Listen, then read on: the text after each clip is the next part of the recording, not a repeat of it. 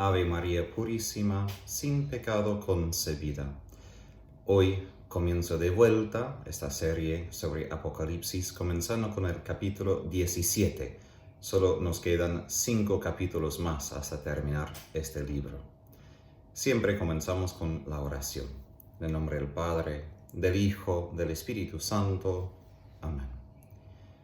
Señor Jesús, infunde tu Espíritu Santo en nuestras mentes y corazones. Ayúdanos a comprender tu palabra, a guardarla y a cumplirla, a ejemplo de la Santísima Virgen María, y estemos atentos y preparados para tu venida, para que te recibamos con alegría y gozo. Todo eso pedimos en tu nombre, Jesucristo nuestro Señor. Amén. En el nombre del Padre, del Hijo, del Espíritu Santo. Amén. El capítulo 17 comienza la conclusión de todo el libro de Apocalipsis. Esa parte última tiene 3 secciones bien definidas antes de un epílogo final. En la primera sección, capítulos 17, 18 y parte del 19, ahí un ángel glorioso muestra a Juan una visión de la ciudad que tiene como símbolo la mujer, una prostituta, Babilonia, que va a ser completamente destruida por Dios como su juicio sobre el pecado. La segunda sección, a la mitad del capítulo 19, a la mitad del capítulo 21, tenemos 4 visiones, como Dios y derrota a sus enemigos, juzga a los muertos, renueva la creación y establece la nueva Jerusalén. Y la tercera y última sección es un paralelo a la primera, es decir, otro ángel glorioso muestra a Juan otra ciudad, también como mujer, pero esa vez la nueva Jerusalén, la esposa del Cordero que vive por los siglos de los siglos.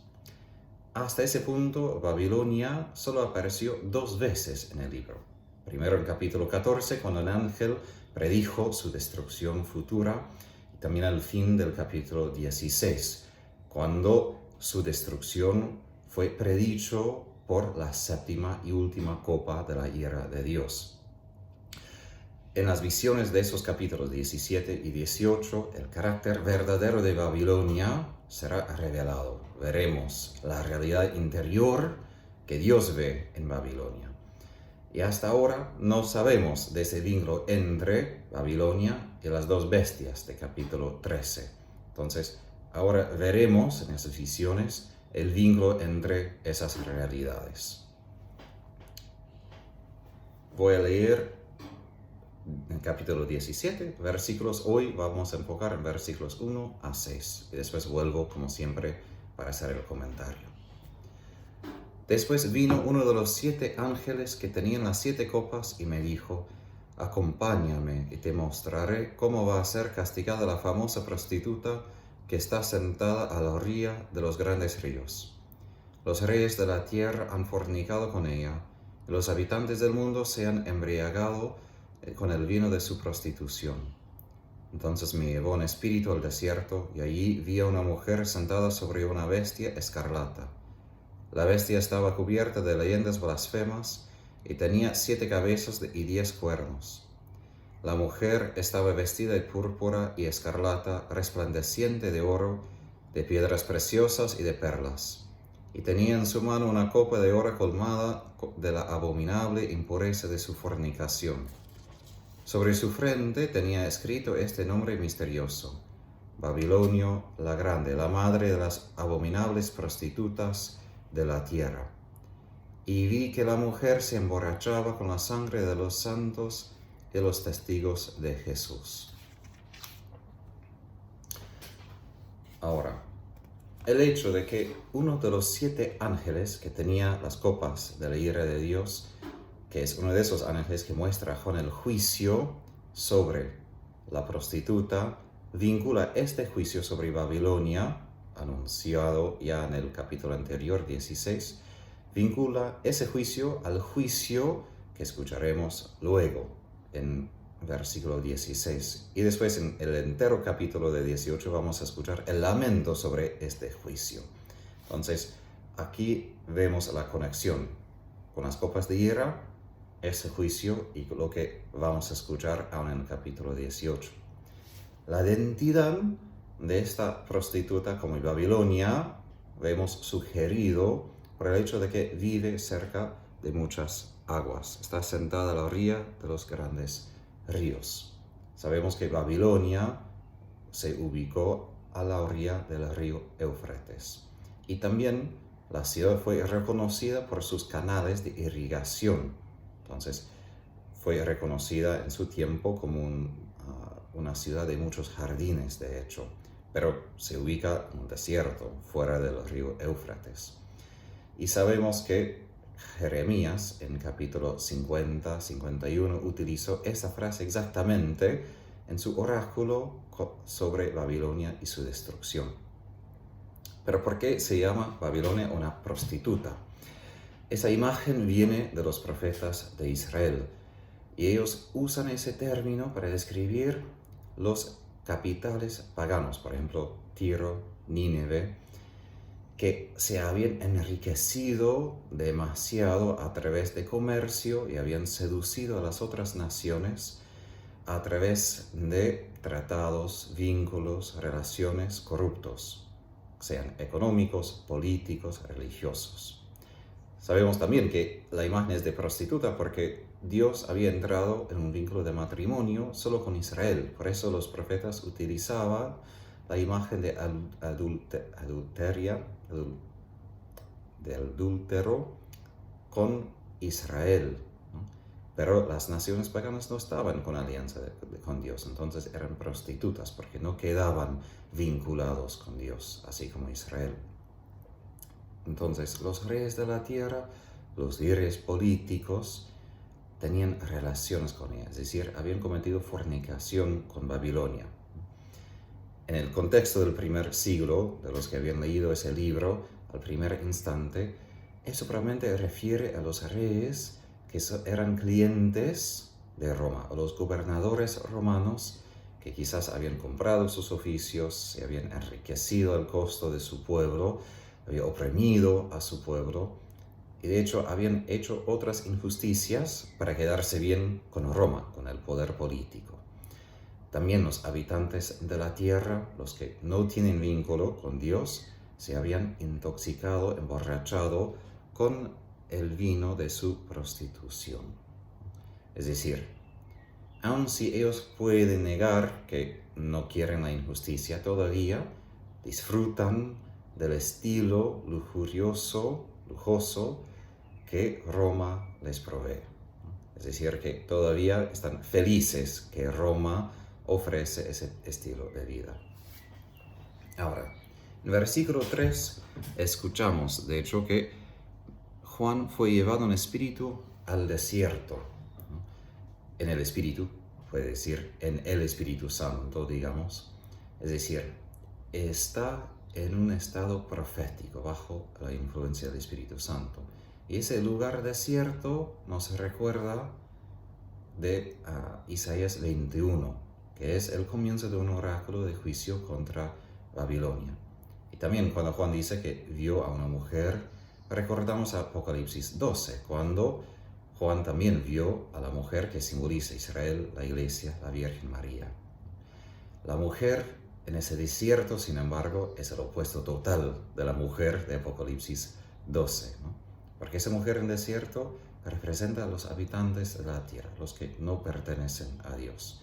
Se sienta sobre una bestia escarlata, es decir, una bestia que representa el mal, el símbolo del mal. Su postura sugiere superioridad sobre la bestia, que intenta domar la bestia, usar la bestia para sus propósitos, y a la vez que ella depende de la bestia. Entonces hay una ambigüedad y vamos a ver cómo el mal se autodestruye, que Dios no tiene que intervenir en algún sentido directamente porque el mal por sí se destruye. Los nombres, las leyendas blasfemas, ¿no? Y las 7 cabezas y 10 cuernos y su color escarlata dejan claro que es una criatura completamente abominable, ¿no? Que es horrible. y quiere recibir ese culto idólatra de todo el mundo y también, como hemos visto, batallar contra el pueblo de Dios. Ahora, en vez de enfocarnos en la bestia, porque eso viene primero, ahora enfatizamos a la mujer en los versículos 4 a 6. Y las descripciones revelan su carácter, su conducta y su identidad. Primero, que ella tiene vestimentos lujosos, ¿no? Púrpura, escarlata, es material que costó un montón en ese día, ¿no? Y también tenía como algo de una semejanza a un poder real, ¿no? Y a riqueza. Ella fue adornada con joyería de los materiales más finos, oro, piedras preciosas y perlas. Todas las cosas más costosas en ese tiempo. La impresión general de eso es que ella es de la aristocracia muy alta, que tiene muchos dones, de mucha riqueza que ella recibió de sus clientes. Ella tiene una copa de oro, colmada de la abominable impureza de su fornicación. Aquí dos palabras. Abominación refiere a lo que Dios detesta, ¿no? Muchas veces refiere a la inmoralidad, por ejemplo, sexual, idolatría. Y abominación, impureza, pertenece al lenguaje de los judíos en cuanto al culto, lo que no puede entrar a la presencia de Dios, lo que no puede ser utilizado en su culto, por ejemplo, en el templo. Ahora, lo que algunos dicen sobre esa parte es que las prostitutas romanas tenían algo sobre la frente que indicaban su nombre. Pero probablemente más que todo acá el nombre sobre su frente refleja como un opuesto que el pueblo de Dios, vemos muchas veces que el pueblo de Dios lleva el nombre de Dios en el libro de Apocalipsis, ¿no? Entonces, aquí ese nombre indica su identidad, como una marca, por ejemplo, en un dibujito que indica quién está hablando. Que el nombre es un misterio enfatiza que todo eso es simbólico en vez de literal, ¿no? Porque de hecho todo eso refiere probablemente a Roma, no Babilonia, que en ese tiempo no era una ciudad tan grande, ni de tamaño, ni de poder político, ¿no? Babilonia la Grande fue una frase utilizada en la Biblia justamente por Daniel, ¿no? Para describir a Nabucodonosor, rey de Babilonia, justamente antes de su derrota, justamente cuando fue humillado por su orgullo. 5 veces aparece en el libro de Apocalipsis, empezando con capítulo 14 hasta capítulo 18. Y que Babilonia tiene el nombre madre de las prostitutas y las abominaciones de la tierra, quiere decir que ella es como la origen, el prototipo, su expresión quintesencial, ¿no? Que en ella vemos como encarnada mal, ¿no? Todo el mal del mundo, todo el mal del pecado. Y que ella se embriagaba de la sangre, indica su violencia, ¿no? Que ella no tiene ningún valor para la vida, para ganar lo que ella quiere.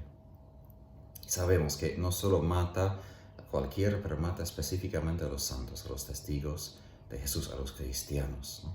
Entonces aquí tenemos una imagen completa de la maldad, del pecado, digamos, en sí, ¿no?